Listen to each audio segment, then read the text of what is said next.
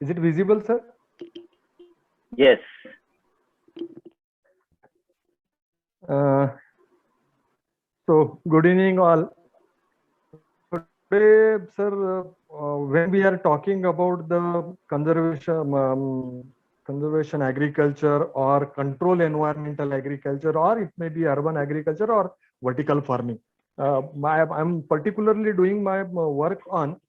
I started from a big question where I'm staying from last 21 year, but 99% of the vegetables are come from other areas which are around 150, 130 kilometer away from my site. Even we had a good land, good environment, water, etc., etc.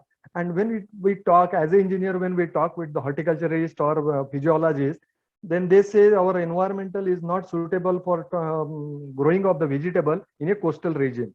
Then certainly the question is why it is so, and they say that we are lagging in the light. The productivity, even if it is Alfonso mango, the productivity of Alfonso mango is the lowest in the world or lowest in the country in terms of the Alfonso. And the basic thing they said that the light which is not available with us. Then as a agriculture engineer, and when we are thinking about the vertical farming or urban farming or control environment agriculture, what is the impact of that light? And based on that one, some studies has been carried out. We are moving for the way forward. I'm just going in detail of that one, what exactly what the importance of the light in that one.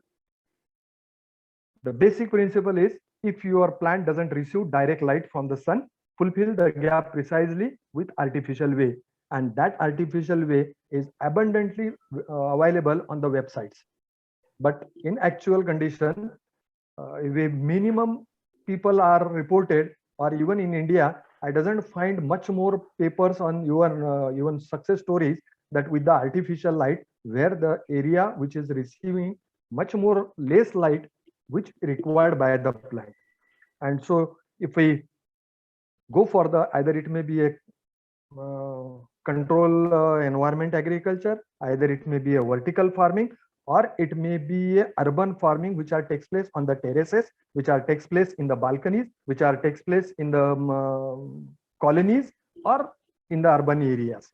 Now the 9 variables of the crop production, in that one I'm only concentrating on the light. And if we look at to the control and agriculture, environment agriculture, or it may be urban farming, or it may be a vertical farming, one of the parameter for that light is less space availability. This is the one of the motive for the urban farming or the vertical farming. Because of the high-rise building in the cities, there may be a shadow, there may be a water scarcity, there may be a soil scarcity, or even there is a social belief is also play an important role in the light. Even though 90% of the flats which are available in the metropolitan cities, people are asking for the east-facing flat. And if the east facing flat is there, then from the south and north, there is another flat which is available in the building. And on the western side, they provide you the balcony. So even in a urban farming also, our belief is also getting the obstacles for that one. And one more is, if it is we go for the roof farming, then it is a common roof in a high rising building, and that too with the shadow because of the adjoining building. So availability of the light, also we are giving the, our urbanization is also obstructing it, and light has a very precise role in the crop production.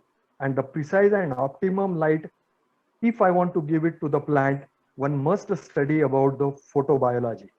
It's a very confusing, or one can say very difficult for me itself, because I left my biology in the 10th standard to go towards the engineering, and then it revised for the photobiology of the light.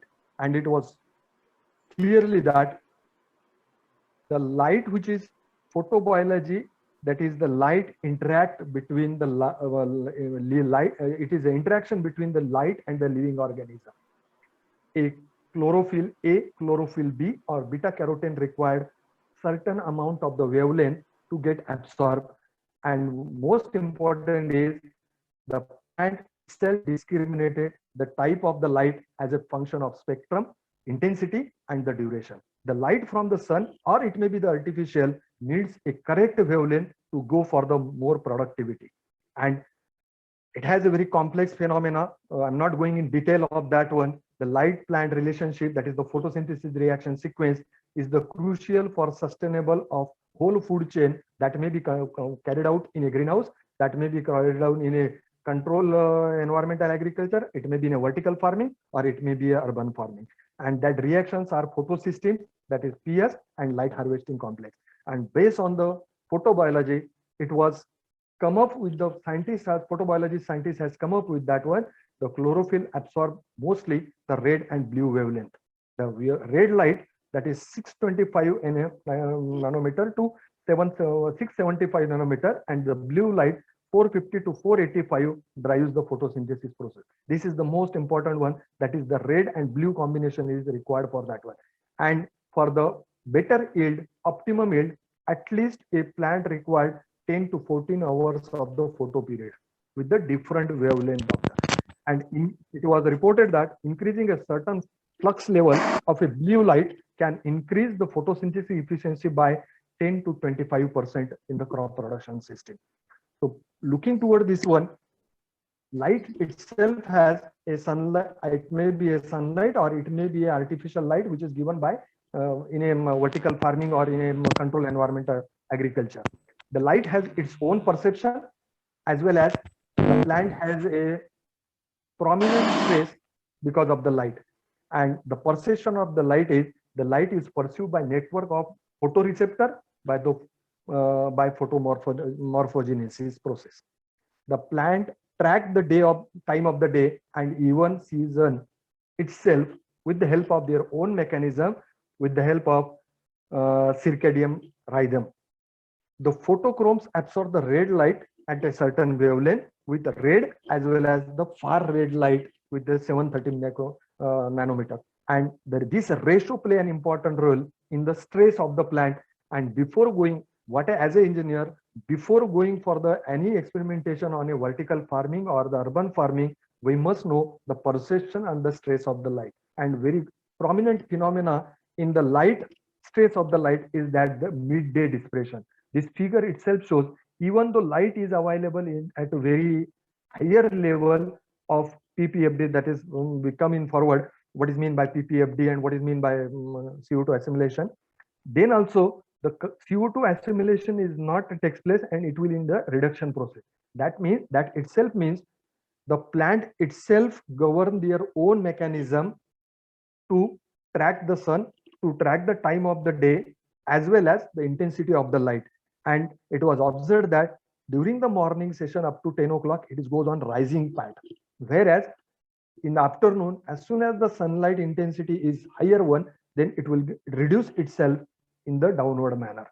And excess light, that itself gives you the stress on the light. So the stress of the light, either it may be excess or either it may be a low. And particularly, I am dealing with the low light. The excess light is also decrease the photosynthesis efficiency.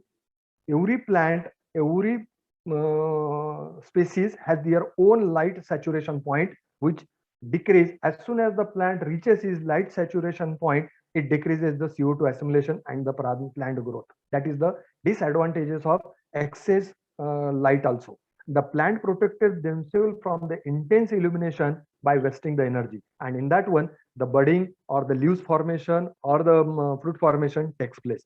Whereas the area I'm working or I'm dealing with the area, which is a low sunshine area, hilly region area, cloudy area, where there is a problem of the low light area. And in that low light, if no appropriate flux of the photons is available, even the sunlight is maybe available, but the photon flux are not available, the plant's ATP, that is the androcyanic triphosphate or nucleotide production, that productivity is lower down with the low light area. And if the low light area prolong, the program of the leaf sequences is initiated and ultimately the plant died. So light is having a very important major parameter or a factor which affect the crop production inside the vertical farming or the urban farming. Now the question is how much light is required and how to measure that one.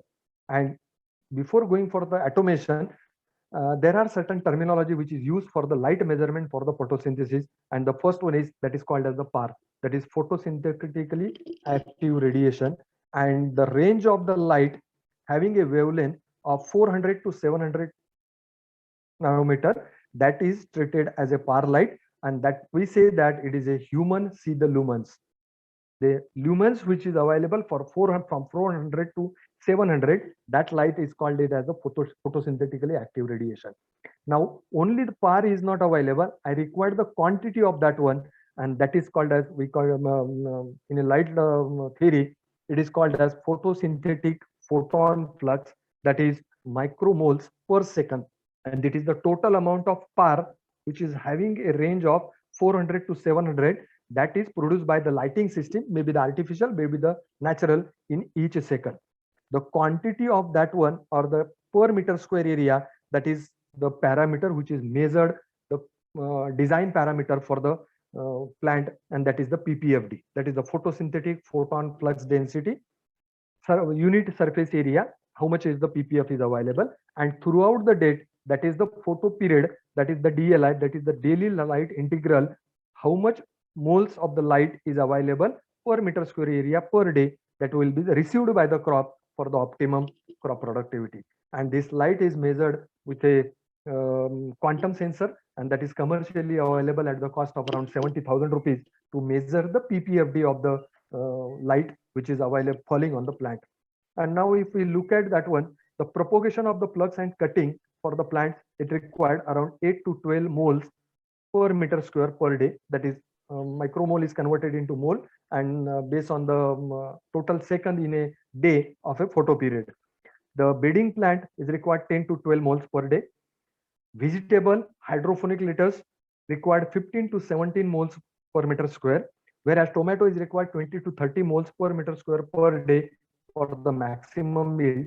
And it was observed that the increase in yield up to 34% was reported in lettuce, as well as the strawberry production was increased by 66% with optimum light, that too in a outside the country. It was not reported anywhere in India that with artificial lighting the production is increased or decreased one. There are number of sources are available for the providing the lighting. These all you as an engineer, you know, condensed lamps, halogen lamp, fluorescent tube light, high pressure sodium lamp, metal halide lamp, induction lamp, and most recently in the commercial market it is available, that is the full grow LED lighting systems. These are nowadays reported for the growing of the plant inside the house, or even a vertical farming, urban farming, or in a controlled environment. Before going for the lighting system, how much will be the lighting system requirement at a commercial basis or a feasible basis? One must know what will be the available with us. The sunlight intensity of 900 to 1500 ppfd is available in a nature. At summer noon, it is around 2000. It increases up to 2000 ppfd. Whereas in a cloudy winter day, it reduced to the around 50, and cloudy monsoon days around it is 20 ppfd. This much is the lower one. How much will be the required from the plant? Then the seeding and small plant required 100 to 200 ppfd. Vegetable growth required 400 to 600 ppfd, whereas flower and fruit development required 900 ppfd. And more critical is that after 9 ppfd of the photosynthetic photon flux density, plants won't be able to use all the lights, and photo period of 12 to 18 hours are required for the most of the plants, whereas most of the plants required dark period of 12 to 6 hours of the dark period for their synthesizing of the photosynthesis requirement. This is the overall picture on commercially the LED lightings are available. There are certain capacities of the light, how much is the quantity of the light is required per square feet or for the per plant, or what will be the comparison of the light in terms of the cost, in terms of the energy you utilize for that one, and what will be the cost, total cost. But all these costs are available from the foreign literature or outside literature. For the Indian condition, I doesn't saw any report that for this particular condition, because we say that we are blessed with the sunlight, but some of the areas are there, or some of the urban areas required appropriate lighting, and for that purpose we required to study how much light is required at what height, what will be the intensity, and what will be the cost of the production for that one. It is the commercially LED lighting which is available, grow lighting is available, that, and it says that around 32 watt to cover 1 square feet of the for the flowering with 38% so saving over the metal halide lamps. This is all are given claims by the companies or those who are selling on the Amazon or Alibaba or most of the marketing sites. This is the certain chart which light how much number of plants required, how much area in the particular area, and how much will be the wattage required. Based on that one, we can estimate the amount of energy requirement. Commercially, if full spectrum grow light from the Oswald as well as some other players are also there, and a 250 watt LED grow light panel is suitable. What they claiming is suitable for the vegetative cover of 4 by 3.5 feet.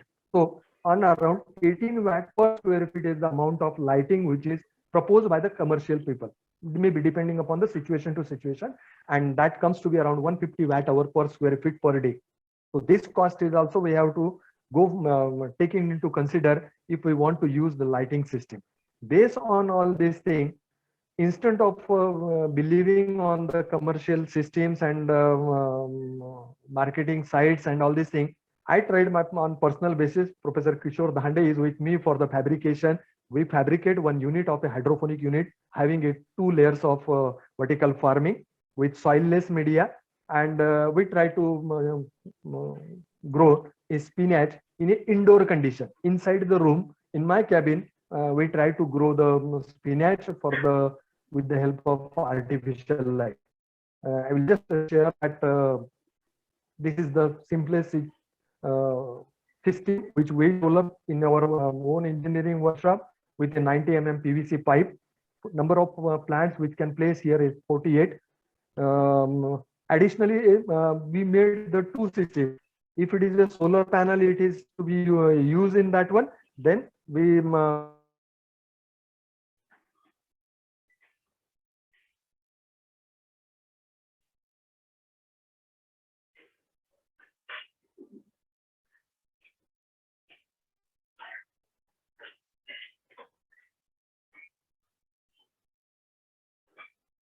we lost him.